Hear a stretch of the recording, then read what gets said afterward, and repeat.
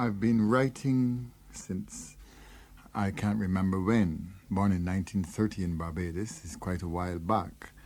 Started perhaps with things like hymns and little things, home backyard entertainments for Christmas, and influenced by the hymn book naturally, by Keats, by The Boy Stood on the Burning Deck, when Saul but he had fled, a colonial childhood. But in 1967, it became much more serious. And what the concern was at that time really was how would West Indians, how would people from the Caribbean who come from a different environment, who perceive the sunlight in a different way from you do, where Thomas Gray wrote his elegy, how would we really write a poem that would be us? Because that pentameter, to be or not to be, is for us a bit of a prison, because with the kind of history we have, the history of the scream, the history of laughter in this peculiar way of sorrow and joy and elation, the pentameter limits that. We can't break out of it. So the question was, how do we get out of it? And it had been a long debate, academic, all sorts of arguments late into the night. And one day I remember sitting in a little cafe talking to the man who is at present director of drama at the University of the West Indies. And I said, you know what? Why can't we write poems that are based on our own folk rhythms, like the calypso, the mento, the rocksteady, and the religious patterns such as Shango and Vodun? And of course he said it's impossible because poetry doesn't go that way. But I said, let's try and see what happens. And I came up with this idea, which I shall read now. But I want to explain a little more about that because, the two things are connected. Now, we live in an archipelago, a curve of islands, 2,000 miles of curve, from Florida right around to the South American coast. And as I thought of this rhythm, at the same time I thought of myself walking on the beach at Barbados, where I was born, skidding a stone along the water, a game that all children play when they live near water. And it suddenly came to me that every skid of that stone on the water was God's creation of an island, which is the curve of the islands, but that the skid also had a rhythm to it, which was similar to what you would call steel band, pong, pong, pong, pong, pong, or the calypso. And I said, God created the islands with a calypso. God created the islands with sound and with rhythm. And instead of the pentameter, the island was created by God, we had this. The stone had skidded, arced, and bloomed into islands, Cuba and San Domingo. But that's not it either. What really it is like this. The stone had skidded, arced, and bloomed into islands, Cuba, San Domingo, Jamaica, Puerto Rico, Grenada, Guadalupe, Bonaire. Curve, stone, hissed into reef, wave, teeth fanged into clay, white splash flashed into spray, Bathsheba, Montego Bay, bloom of the arcing summers. And that was a breakthrough in every sense of the word.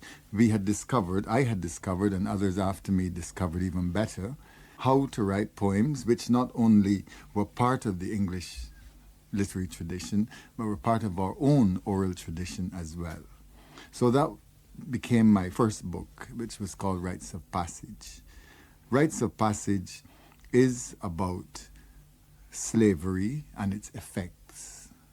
What happened to people who were uprooted from an ancestral home, brought 3,000 miles across an ocean, plunked down upon plantations, and had to start from there to build themselves again. So the rites of passage, R-I-G-H-T-S, is also R-I-T-E-S, of passage. And it's about that sense of rootlessness, about journeying, about moving from place to place. And what I'd like to do is to read a passage now which describes how we impinge upon Britain. Because the emigration, the movement of black people into this part of the world is part of this rite of passage which my poetry is concerned with. So you have seen them with their cardboard grips, felt hats, rain cloaks. The women with their plain or purple-tinted coats, hiding their fattened hips. These are the emigrants.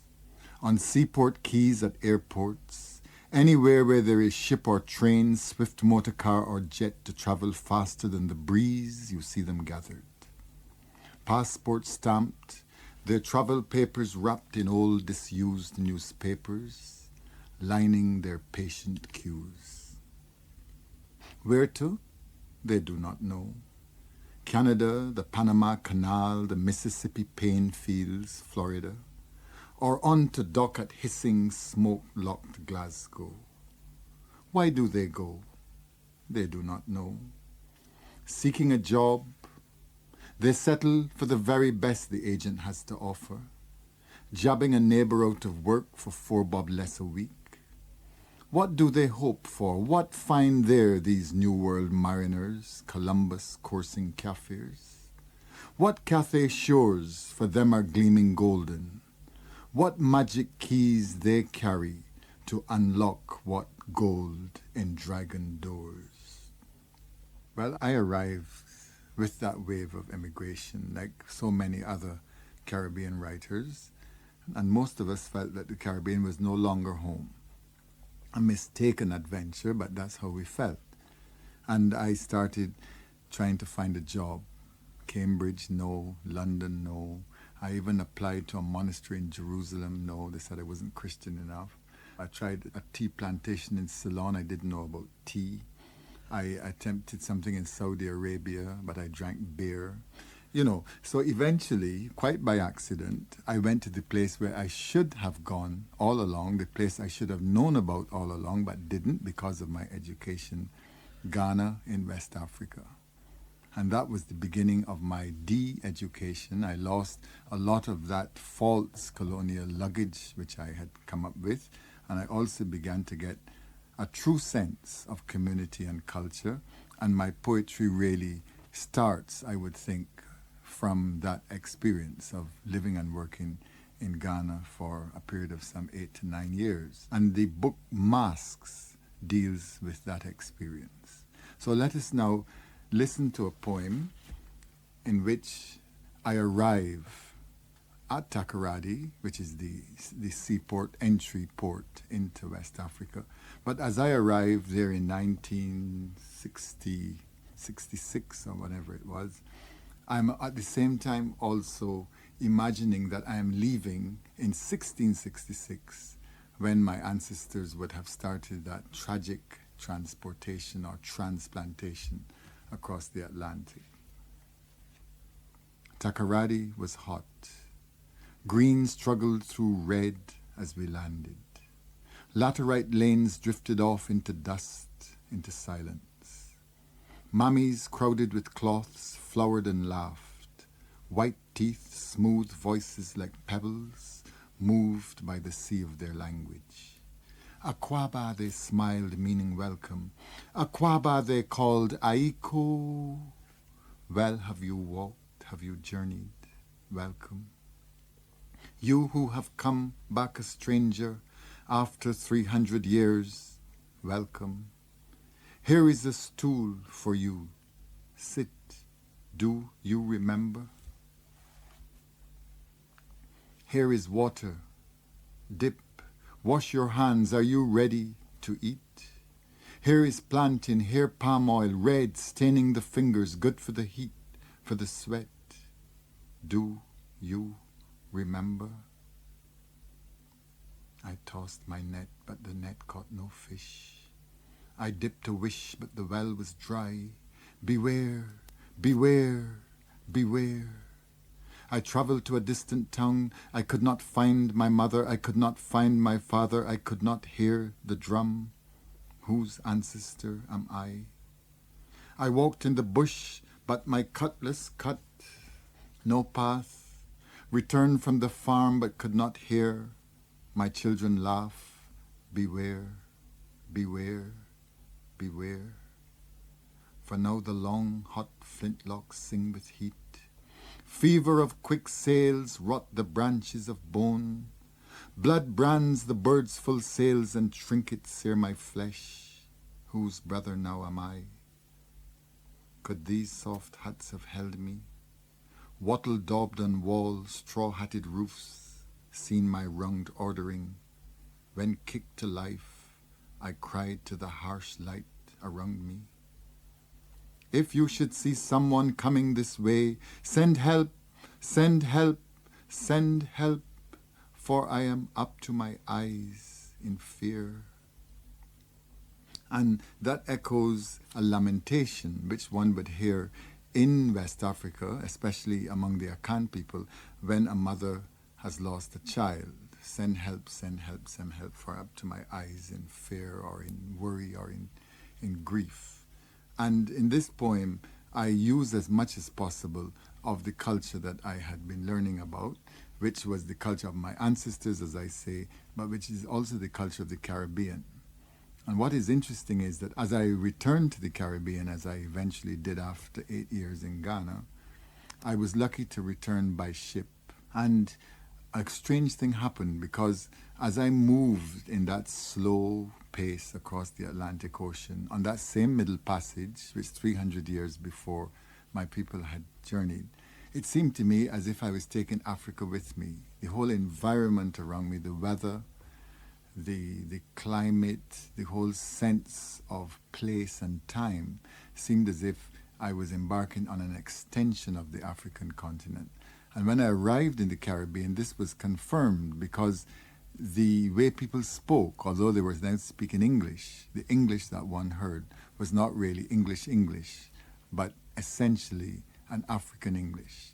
In the markets, the way that they congregated, the songs they made, the choreography in the market was really a West African makula, where men had a certain function, women another, and goods were displayed in very much the same way. So my poetry became, in the third book, Islands, a poetry celebrating not the trauma or separation from Africa, but the continuity and the persistence of an African culture within the Caribbean. And now, this is Mother Poem. I'm attempting here to imagine how the language of our people moved from an African tongue to a European tongue, because we were forced to move from Ashanti Tree to English. And I imagine what it would sound like in that twilight zone of vocabulary and syntax when we were making that enormous, that momentous transition in language. And here is what it sounds like in my imagination. But ma,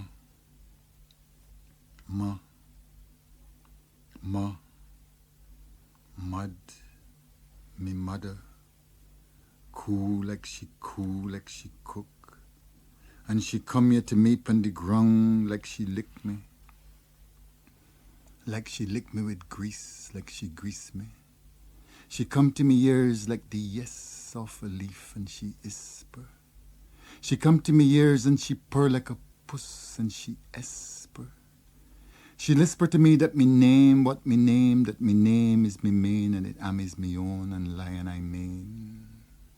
That winner men take you and am, them is nominate different and none.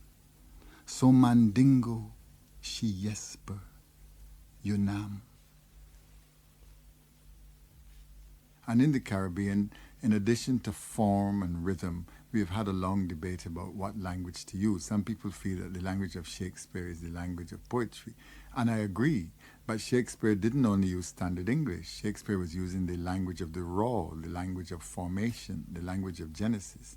And therefore, in our poetry today, we are also introducing what is called dialect, but which I find is a pejorative term. Dialect means so many different things, vernacular, patois. We call it nation language, the language of the nation, the language of the ancestor. And when we use nation language, it is amazing how people are transformed. Little children, for instance, at these festivals we have, they get up and they stand at attention and they recite the Wars of the Roses or the Sands of Dee or something. And then they go into a poem by Louise Bennett. And immediately They are different people altogether. You have kinesis, energy, expression, gesture, everything which is life. And it is this nation language which is really at the heart of our new poetry. Evening, Miss Evie, Miss Maisie, Miss Maud. Olive, how you? How you, Evie, child? You take that miraculous bush for the trouble you tell me about? Hush, don't keep so much noise in the white people shop. But you take it every night before I gets into bed. I bet you're feeling less poorly already. I ain't no pearly man. Anyway, the body ain't dead. No, man, you even looking more hearty. Already? Then all I can say, and I say it again, we got to thank God for small mercies. These are people speaking in a shop. You see, on a Saturday night, they come into the shop. In those days, we didn't have electricity. It was a social occasion, and the women would sit down and they would talk about everything under the moon. Amen, Evie child. Amen, Evie child. And again I say is amen. Miss Evie, I want you to trust me half pound of flour and 2 cake of soap till Monday come with the will of the Lord. Write 2 cake of soap and half pound of flour in Olive Black Balance book for me, Maisie, my dear. And Olive, don't forget about the biscuit and saltfish your daughter Marlene come here and say that you wish to take out last month. Every Monday DV is settling up every brass bill and penny that owe in this shop, Miss Olive, my dear. Hey, Mary, you there? Huh? I ain't see you there with your head half-eyed in the dark of that crocus bag. How Darrington mule? He's still sicky. And now I hear that the cow gone down too.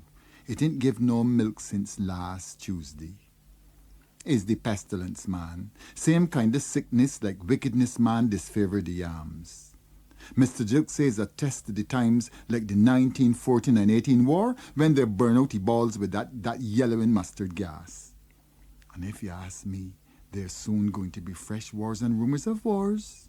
But it's true. It's the pestilence, man. You ain't hear the silence? Pastor said last night in the chapel that the writing hand on the wall. But that isn't all. You remember that story Grant tell us about May Dust? No, what not of us that? And now the story of May Dust comes in, which shows you the power of this language to introduce mythology. This May Dust is an old legend, which is also a truth, of volcanic explosions that occur in the islands of Martinique, St. Vincent. You know, recently they had St. Vincent Soufriere giving a lot of trouble. And in 1901 and in 1899 and way back, every, say, 50 or 60 years, there's this tremendous explosion. And in this instance, the explosion was so powerful that the sky over Barbados was covered with this dust from the volcano. And the sun went out, in other words. The dust created an eclipse. And that was like the end of the world, the writing hand on the wall for these people. And they have kept in their homes little vials of this dust, which are now used as omens or tokens or guardians against the evil spirit. But it seemed that they have a mountain near here that always smoking and boiling like when your belly got bile. What you saying, child? But it's true. Now, how you know? Anybody live there? You know anybody from there who live up near here? Besides where exactly you say this place is? That isn't your business, you know. Besides, there's miles and miles from the piece of this place, and is always purring and pouring out smoke.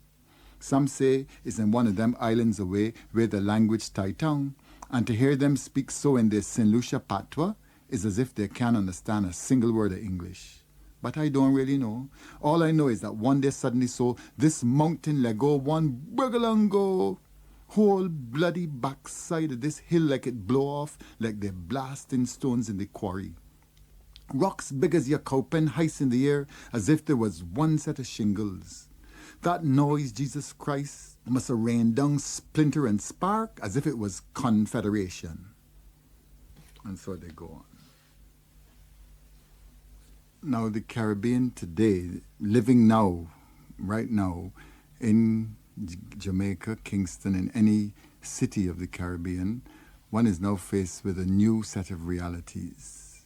The struggle for identity, for what we in poetry fought for about 10 years ago, the people themselves, let us say, are also doing it in their own way. And there's usual tides of confusion, political interference, and so on.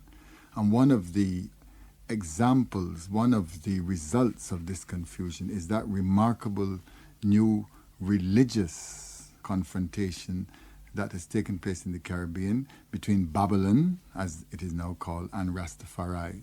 Those people who have invented, in fact, a religion for themselves, the Emperor Haile Selassie being the god of Rastafari. And here, in a lot of my most recent work, like in a book called Black and Blues, I'm using the Rastafari, the Rastaman, the Locksman, the Dreadman. You see, there's a whole new vocabulary enriching our poetry in this way. And he's meditating upon Babylon, upon the fact that poverty, despite our independence, seems to be with us always.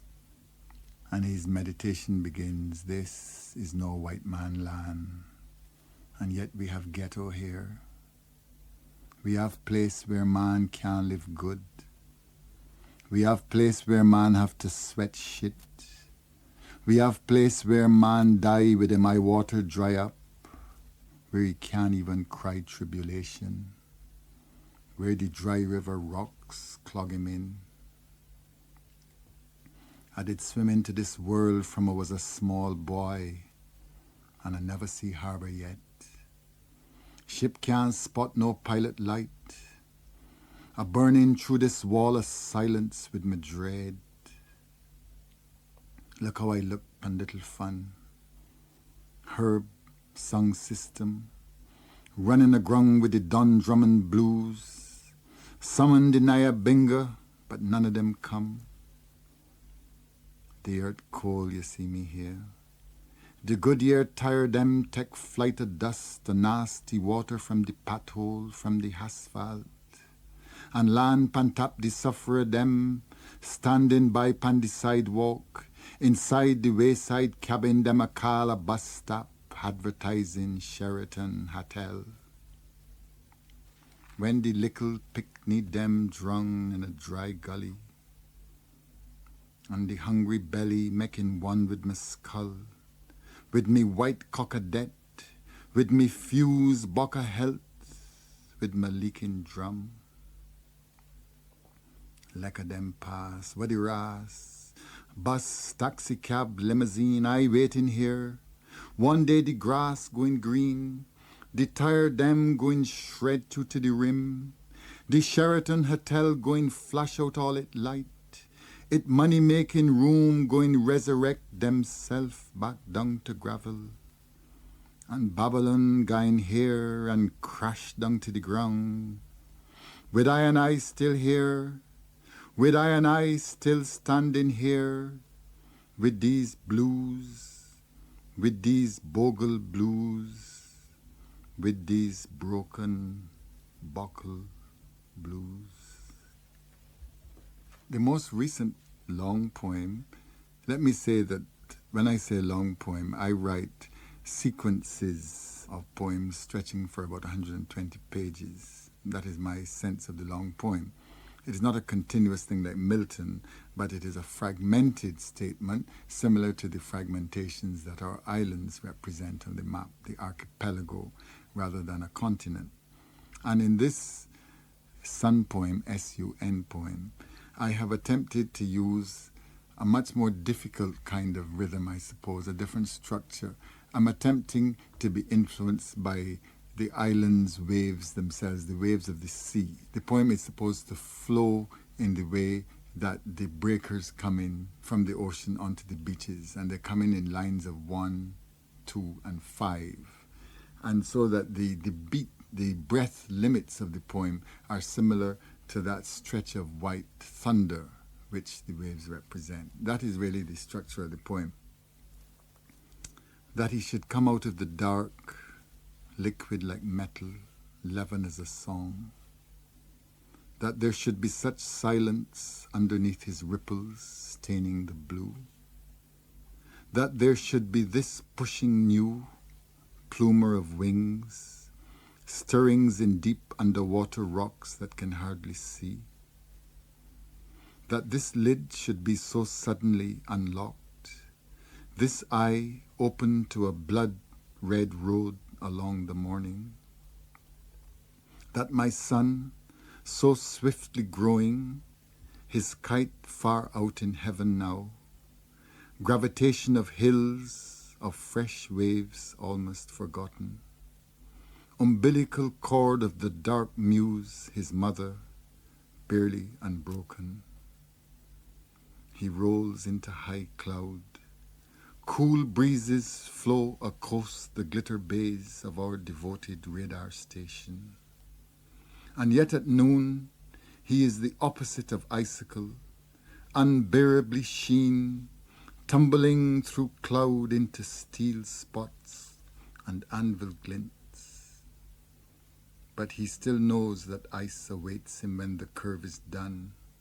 Down that descent he plotted on a rainbow, in the deep veins of Neptune and Uranus, on the hushed face of Pluto, in the cold world of hydrogen candles, where the sea does not speak, does not wash, does not glow. Of all the beaches on the bay, Browns Beach was the proudest place. Big respectable houses of big respectable people looked out on the beach at Browns Bay. The pilot lived there. Mr. Queen, the big able pilot who knew when the big ships came and went far out in the bay with his tall tail flag till his boat went down where you watched from the shore to only the tall tail flag that flew till the big ships came. Mr. Queen was cock of the walk on the beach, for he brought great pride to the place, and his boat in the bay was the where to meet for all the boys on the beaches about. They would splash with feathers of foam at their feet and climb the gunwale of this meeting place. They looked like ants on a piece of cake, and they sat and were happy like birds in a bush. Mr. Queen, the pride of the place, who didn't like ants nor birds in his bush, would look from the window of his upstairs room and call to his man in the yard below to chase the boys out of the boat. His man had a limp and a wave of hand as he rushed down the beach to do what his master said. "Hoy!" he shouted across the smooth Sunday water where the girls played shrill.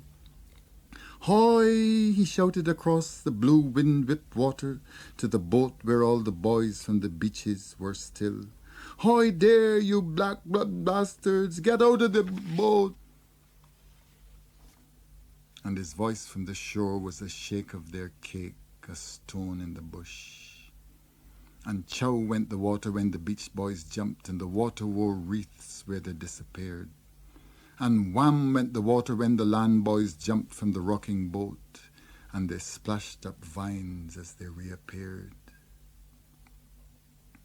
When Adam jumped, he saw the ackee tree and the tamarind tree, and the man-faced seeds and the coconut tree in the neighbor's yard, and the shine on the galvanized roofs that looked on the bay at Browns Beach, and the men on the beach building pyramids, and the flash of the bat of the boys playing cricket, and the girls playing shrill in that part of the sea that ended with wish on the shore. And the water went chow as he closed his eyes. When Adam opened his eyes, he saw the white sand coming to meet him through the huge sunflowers that the light in the water made. So he bent his body out of the dive and gilded along near the sand. It was quick underwater to swim near the sand. And what with the clear petals of staring light and the sprats about them like buzzless bees, he knew he wouldn't lose time nor his way that was lighted and bright like a road on a moonlight night.